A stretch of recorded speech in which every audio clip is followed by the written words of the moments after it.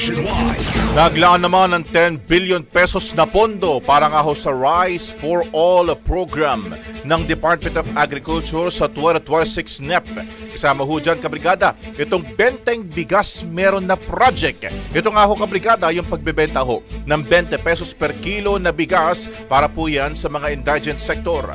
Ang kay Pangulong Marcos, layon nga ho ng 10 billion pesos na pondo na palawakin pa ang access sa murang bigas mula po sa mga importer at lokal na negosyante sa mga pampublikong pamilihan at mga kadiwa sites.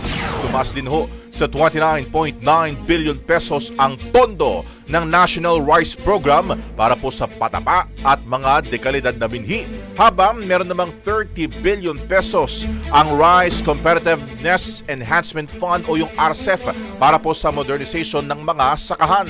Meron namang 11.2 billion pesos na nakalaan para po sa Buffer Stacking Program para po sa pagbili ng 300,000 metric tons ng palay na gagamitin po sa panahon ng krisis gaya po ng mga kalamidad at iba pang emergency. Sa kabuuan, kabrigada, 256.5 billion pesos ang inilaang pondo para ho sa sektor ng agrikultura para sa susunod na taon. Brigada Balita Nationwide. Ang bahaging ito ay hatid sa atin ng NutriCleanse Herbal Capsule. Linis tiyan, sexy tiyan.